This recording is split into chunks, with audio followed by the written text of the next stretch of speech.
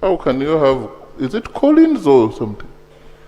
Right Honorable Speaker, it's Angwech Colin. Colin, okay.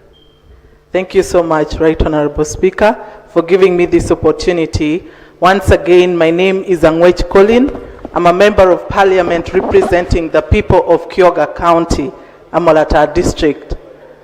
I listened very carefully as the President gave the State of Nations address, and when he spoke specifically about moving the Uganda's economy through commercial agriculture and industrialization, I picked interest in industrialization. And Right Honorable Speaker, I think if we must move the economy successfully, we have to look at these sectors based on economic activity of an area, natural resources, and comparative advantage of that area. I want to speak to fisheries sector, specifically on Lake Kyoga in Amolata District. I hail from Amolata District, and I must tell you, Right Honorable Speaker, Amolata needs a fisheries industrial park. If Amolata people must progress and benefit in moving into a money economy, for most of us who have born and lived in a landing site, we know that our lives revolve around fishing. We fish to send our children to school, to access medical care, and it is the biggest source of income for our young people. Right Honorable Speaker, recently government has been enforcing regulations on the lake. Some of these regulations have left our people without the source of their livelihoods. The government of Uganda asked our people to acquire the right fishing equipment. We sold land, our people sold their cattle to buy these fishing equipment. After buying these equipment, now the new enforcements have reduced the number of fishing boats per gazetted landing site to only 30 from over hundreds of licensed fishing boats. Right Honorable Speaker, we need these numbers increased. Most of our people have been left without jobs. But also, to complement the government's efforts in preserving the lake, we need an alternative activity that would enable employment. Honorable Nakawede. Nakawede. Okay. You'll forgive my pronunciation. Nakwede. Harriet. Honorable Nakwede. Harriet. Woman MP of Kayunga, my neighbor in Mukono. The floor is yours at 3 minutes. Thank you very much, Right Honorable Speaker and honorable colleagues. My name is Nakwede Harriet, the woman member of Parliament, Kayunga District. Mr. Speaker, allow me to also take this opportunity to congratulate you upon assuming that office. Mr. Speaker, I also want to join colleagues to thank the President for the address that he gave on the 4th of June.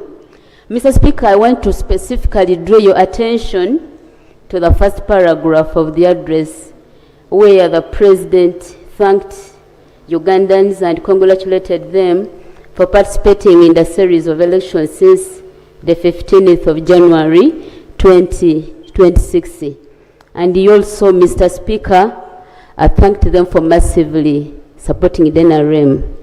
Mr. Speaker, as you're aware, the 2026 elections were characterized by massive human rights violation as a result of the brutality from police, the army, and the unknown gangs. Mr. Speaker, as a result, many people died. For example, in my district, we lost about 3 people, and many people were injured and they ended up admitted in hospitals. This is not only happened in Kayunga, but a case to note is Butambala district and so many other districts where people died. Mr. Speaker, The public expected the president to condemn these acts. The mothers who lost their children, the wives who lost their husbands, the surviving victims, Mr. Speaker, expected the president to condemn these acts and also, where possible, give an apology. Mr. Speaker, I want to note to give an example of my district. In my district, Mr. Speaker, especially on Tallying Day, we had fabricated results. And as a result, we have cases, very many cases, right from the MP and LOC 3 elections, where the people who did not win were declared winners. If you go to a different local council, 3, 5, and probably even here in Parliament, we have people who won, people were declared, but actually when they used fabricated results. Mr. Speaker, it's our noble duty as members of this Parliament.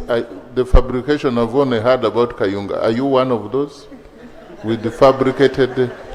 I am saying we had very many cases where results that are fabricated and the members were declared, and you might even think, you might even realize that we could even be having some of them in this house.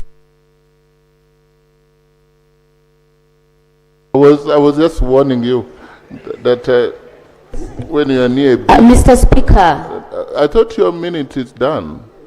Yeah. Honorable Cheyune Ivan. And then I will mix. Thank you very much, Right Honorable Speaker.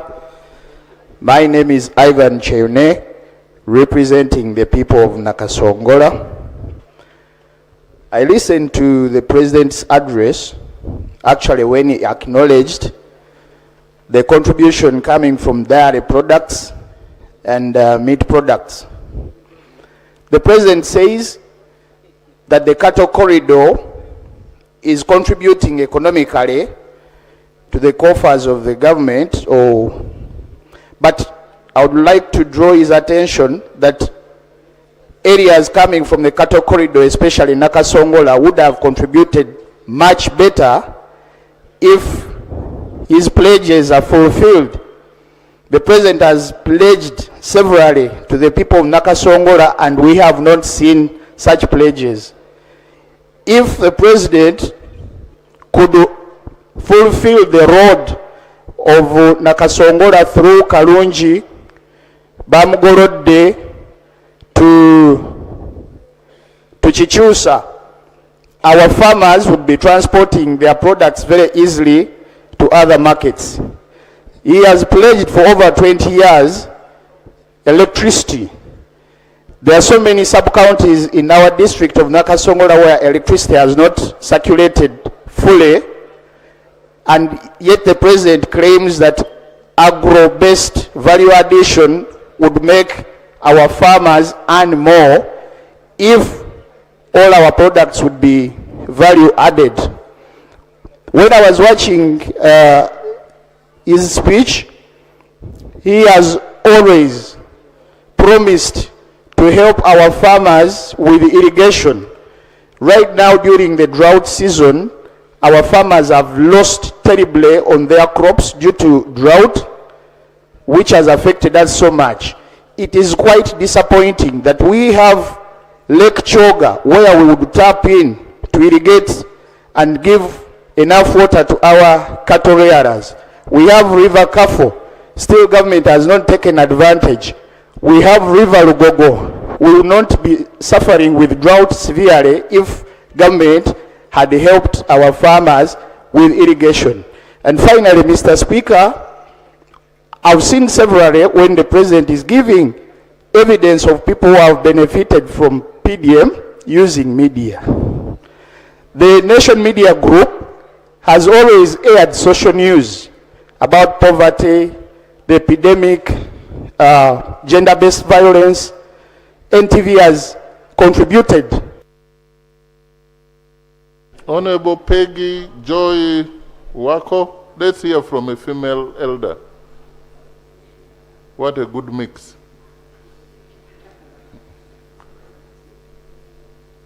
Please assist the elder to access the microphone. Right Honorable Speaker, I thank you for giving me this opportunity to make my maiden speech in this August House. My name is Peg Joy Wako, National Female Member of Parliament representing old persons.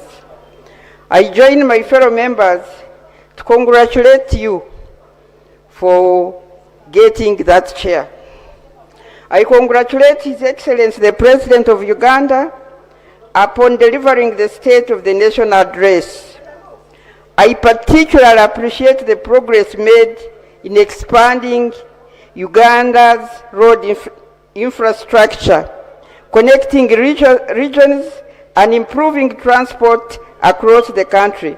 This is important to me, who travels the whole country to meet the older persons. Right Honorable Speaker, for many years, older persons, especially in rural Uganda, struggled to reach health centers because roads were impassable. Elderly patients suffering from chronic illnesses missed treatment because transport was difficult or unavailable. Many were carried on bicycles or stretchers over longer distances. Today, because government has invested better roads, linking communities and health facilities, many older persons can access hospitals and health centers more quickly and safely. Ambulances can reach villages faster.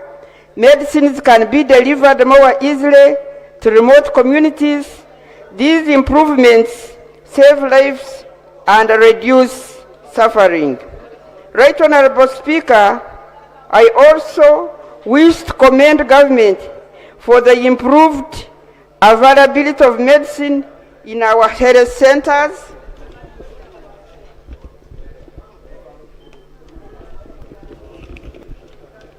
and highlight in the State of the Nation address. This has greatly improved the health of older persons.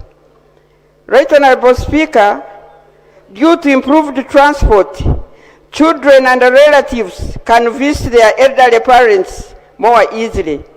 Older persons can participate in places of worship, markets, community meetings, and social gatherings, reducing loneliness and social isolation. The improved transport network has also enabled older families.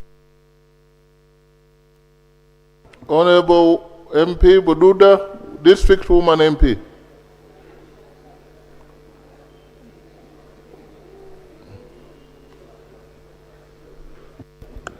Thank you very much, the Right Honorable Speaker. I'm Kainza Agnes Yuma, the Woman Member of Parliament, Bududa District.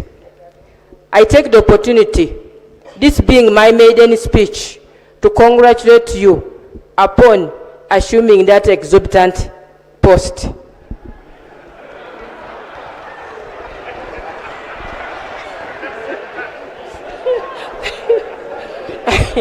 I stand to appreciate and second the visionary speech of His Excellency, the President of the Republic of Uganda, in the State of the National Address.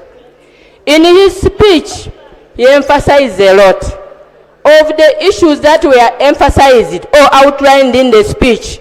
I have picked interest in one, that is commercial agriculture, among others. Right Honorable Speaker and honorable colleagues, just have a thought, a second thought over this Bududa district. Bududa district is vulnerable. Of all this that I've always claimed here, landslides, that was the original, that was the mother. Remember the calamity of 2010, how massively lives were lost in Buda Hospital, in Buda district. So, I appreciate the speech and all the promises by His Excellency. But this one remains a hiccup across my mind. Remember, in the whole district, all districts that you people have always gone, they are tarmac roads. This one, the road which is tested as Bubulo, Bududa, Sachua Road. In most of the budgets, it exists, it appears. When you cross through the NRM manifesto, it is well stated. When His Excellency came to Bududa for campaign, of all requests that had been made, he promised the road. But it remains a challenge because the road, it doesn't appear anywhere. It is not talked about. It remains a challenge to us. All the MPs who are coming from there, not only me, we stand to lose our posts because of this road. We don't have any Tamaka road. It's the only road. By the way, when you talk about commercial agriculture, in Buruda, when you talk about an acre, somebody will open their eyes widely. What is an acre? Because of land fragmentation, hence shortage of land. We don't practice that. Instead, it is intensive agriculture where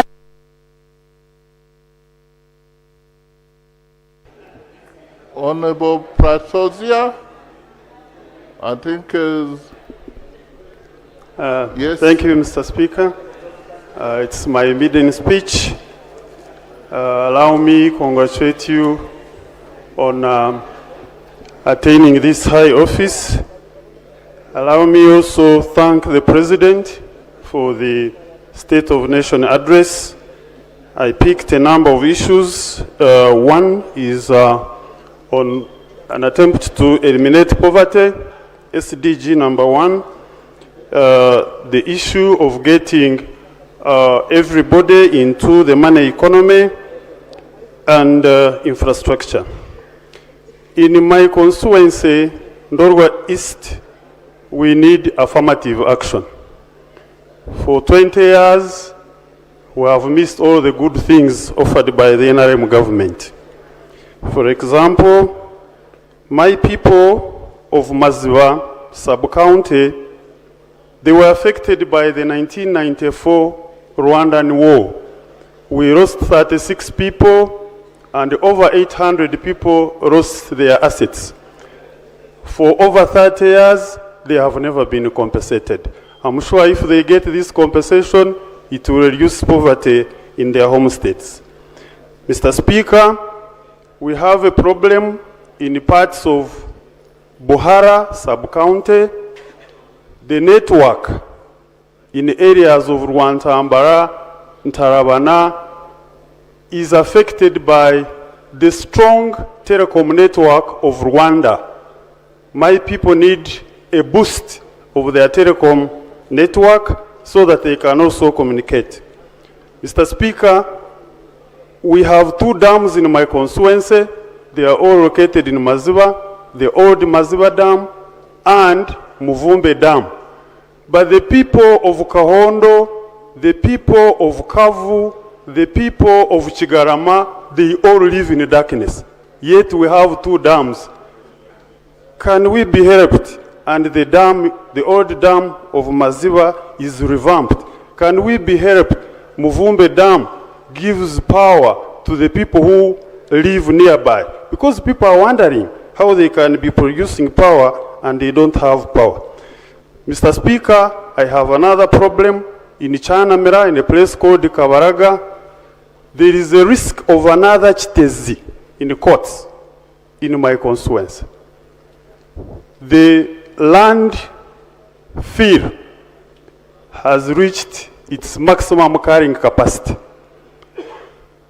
Anytime we get the rains, everything could go down and it could carry. Honorable Emmanuel Biara Wepukuru, Bulambuli County.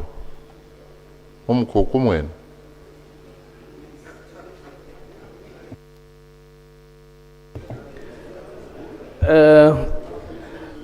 Thank you very much, Right Honorable Speaker, for giving me this opportunity. Once again, I'm Emmanuel Biara Wepuhuru, representing the people of Lambuli constituency. I can see members are asking, where is the stick? The sergeant at arms, Right Honorable Speaker, is doing me a bad job by holding the stick of the Bamasava at her office. But I want to also inform the honorable members of parliament, especially the male members, that you all have sticks. But it is only mine that is visible, yours is not visible. In my 3 minutes, I want to take this opportunity. Order. Clarification, Right Honorable Speaker. It's Please, a maiden please. speech. It's a Order. There is no order, there is nothing. Please okay. go, Please let me maximize my 3 minutes. and don't use bad examples. Okay. Thank you very much, Right Honorable Speaker. I want to take this opportunity to congratulate His Excellency, the President, upon giving a befitting State of the Nation address, and to what he delivered on the 4th of June clearly makes me baptize him with a new name of a political Etandrophragma uteri, meaning the tallest species of tree in the political arena. Right Honorable Speaker, first of all, I commend government for the deliberate steps it has taken in addressing the effects of climate change. The President rightly highlighted investment in environmental restoration, wetland protection, afforestation, disaster preparedness, and climate resilient infrastructure. These interventions are consistent with Article 245 of the Constitution, which mandates the protection and preservation of the environment for present and future generations. Right Honorable Speaker, while these national efforts are commendable, I rise to seek clarification. Derek Horone, Honorable MP Agu. Okay, thank you. No, your time is done. MP Gogonyo. Thank you so much, Right Honorable, for giving me this opportunity. Allow me add my voice to congratulate you upon that seat, Right Honorable. Right Honorable Speaker and Honorable colleagues, thank you for granting me this opportunity to make my contribution to the debate on the State of the Nation address. Allow me to begin by congratulating His Excellency, the President of the Republic of Uganda, for presenting a comprehensive roadmap of where our country stands and where it is headed. The address reminds us that leadership is not merely about identifying challenges, but about providing direction and solutions. Right Honorable Speaker, Uganda today is fundamentally different from the Uganda of 1986. The economy has grown significantly, household poverty has reduced, life expectancy has improved, electricity generation has expanded, and Uganda has attained lower middle income status. These are achievements that deserve recognition because they reflect decades of deliberate policy and sustained investment. The President's call for no more sleep should not be understood as a political slogan. It is a call to every leader to embrace accountability, reject corruption, and ensure that government programs reach the intended beneficiaries. Whether it is the Parish Development Medal, EMYOGA, OWC, infrastructure, or agricultural modernization, our duty is to ensure implementation, not merely appropriation. Right Honorable Speaker, as leaders, we must now shift our focus from debating intentions to measuring impact. Our people are asking for jobs, better health services, quality education, value addition, and markets for their produce. The legislative program before us gives Parliament an opportunity to strengthen these aspirations through timely consideration of the proposed bills.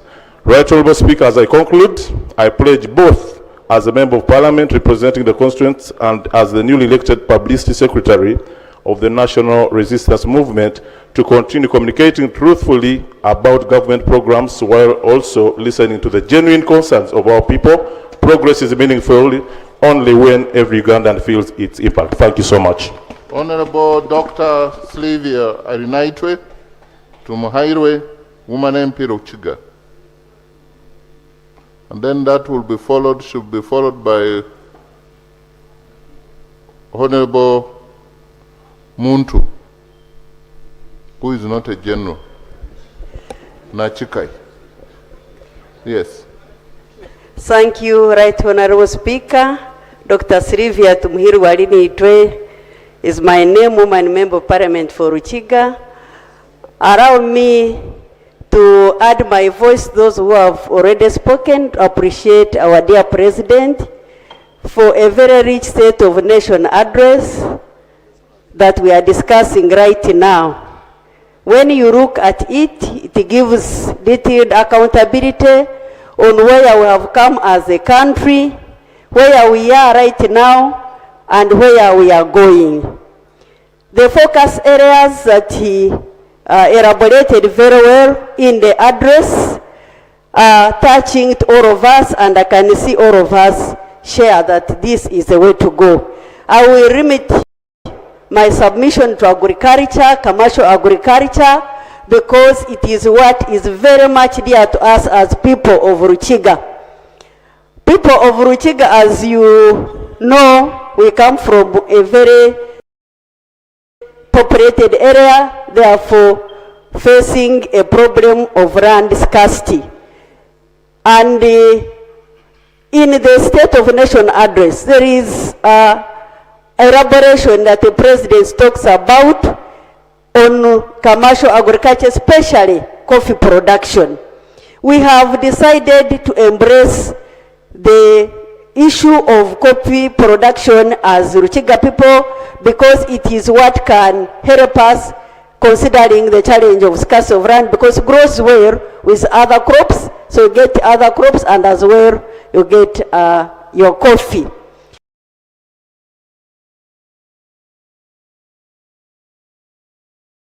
There was a program that was recently launched in Ruchiga by State House local content about the National Coffee Program.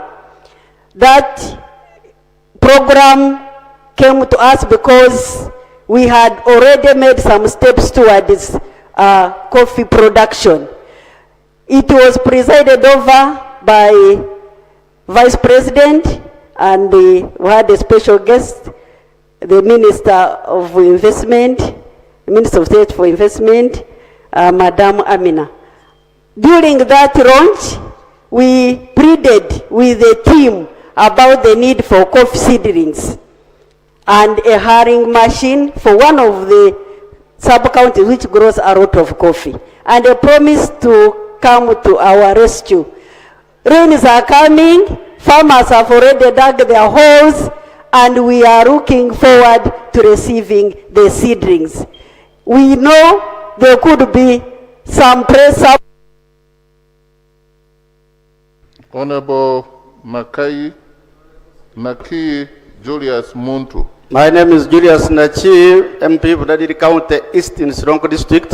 I rise to support the motion. However, let me make the following submission.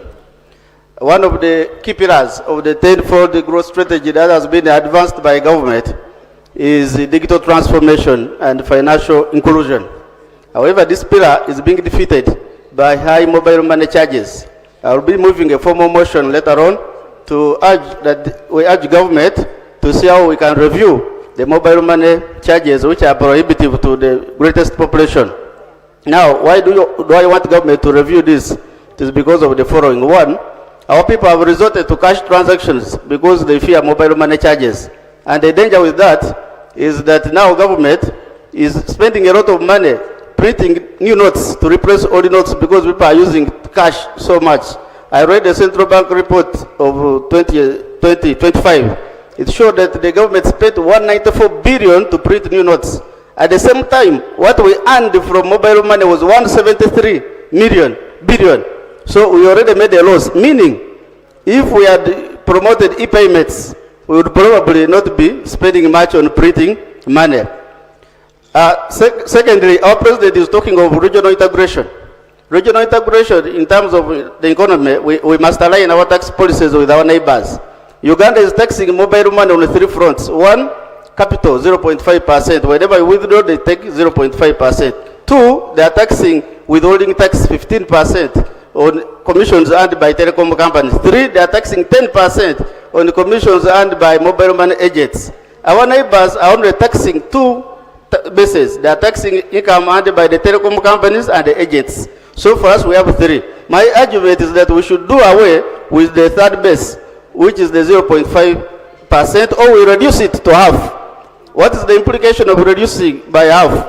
If we reduce by half, a study has been conducted by some NGO and the MTN, that once we reduce our mobile money charges, we are going to draw a big population into the formal sector. And that will mean that we are widening the tax base. When we widen the tax base, it means we shall earn more taxes. The study specifically says that we shall be earning 80 billion more above the current earnings if we were to reduce our mobile money rate from 0.5 to 0.025%.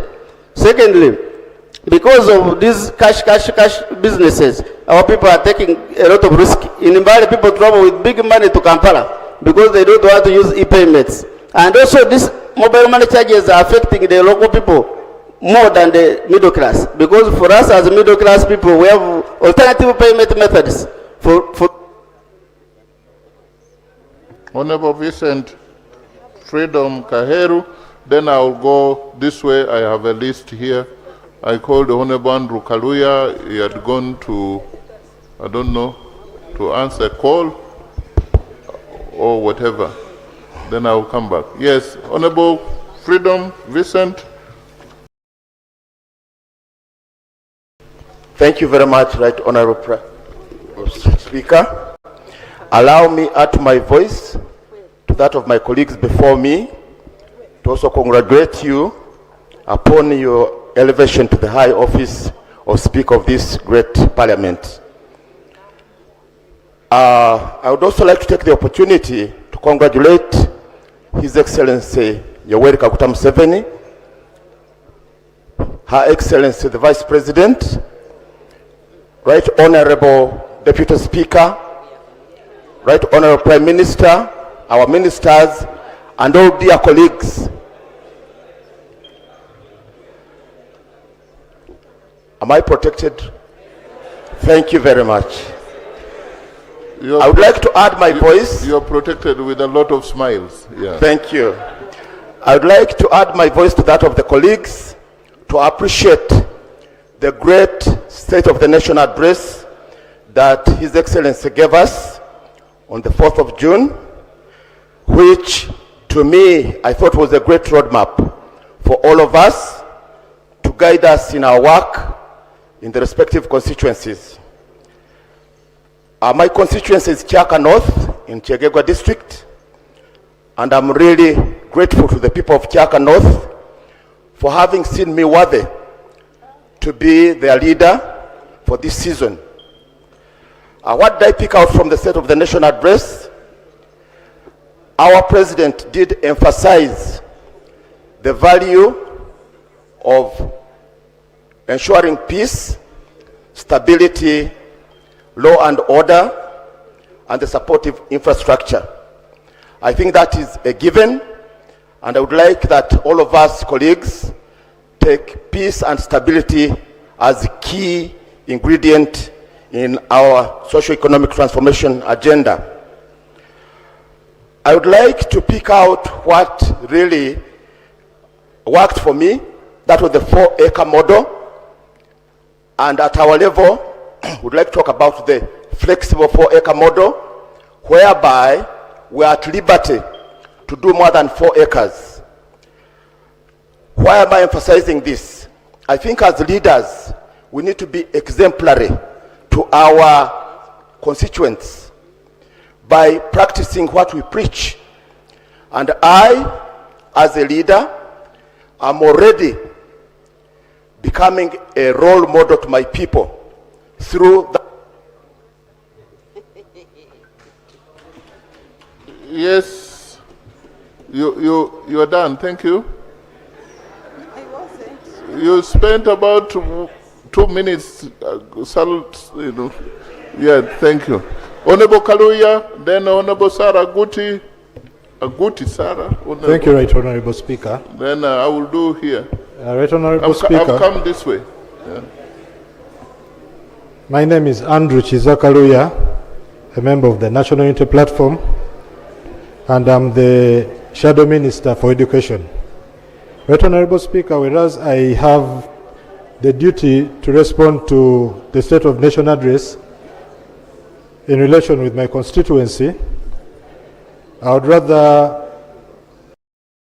have the response in relation with my docket, which is the Ministry of Education. Right Honorable Speaker, the President did mention about science, technology, innovation, and skills development as very critical drivers of Uganda's socio-economic transformation. However, the State of Nation address gave limited attention to the practical measures required to build a strong science STEM ecosystem capable of producing the skilled workforce needed to achieve Uganda's Vision 2040. While government continues to promote STEM education, implementation remains constrained by significant structural and financial challenges across both secondary and tertiary institutions. At the secondary school level, many schools continue to face inadequate science laboratories, poor equipped workshops, insufficient ICT infrastructure, unreliable internet connectivity, shortages of modern teaching and learning materials, and overcrowded classrooms. These challenges are compounded by an inadequate number of qualified STEM teachers, limited opportunities for continuous professional development, and insufficient funding to effectively implement the competence-based curriculum. Consequently, many learners complete secondary education without acquiring the practical, scientific, and technological competencies required for higher education or the labor market. At the tertiary level, Right Honorable Speaker, universities and other higher education institutions continue to grapple with inadequate funding for research, innovation, and commercialization of scientific discoveries. Many institutions rely heavily on donor-funded research projects, while locally generated innovations struggle to progress beyond the prototype stage due to limited access to research, grants, incubation centers, venture capital, and strong industry partnerships. This weakens Uganda's capacity to transform research into commercially viable products, industries, and jobs. Furthermore, Right Honorable Speaker, there remains a mismatch between STEM training and labor market demands. Honorable Sarah Aguti, then to follow Honorable Nasolo, Virginia, Rubaga South, then it's Honorable Chitanua, something like that, Busongora. Yes, Honorable Aguti. Thank you, Right Honorable Speaker, for giving me this opportunity. I want to add my voice on what the President said about health issues in Uganda. Right Honorable Speaker, so far as I talk now, we have rising population in Uganda, which is not matching the hospitals and the health centers that we have in Uganda. Basing on what the President has presented during the State of the Nation address, it's my prayer that I urge the President that next time, maybe during the presidential State of the Nation address, he would mention to the nation how many hospitals is planning to add for Ugandans to cater for the increasing population that we have. Two, I want to bring to the attention of the Minister of Health that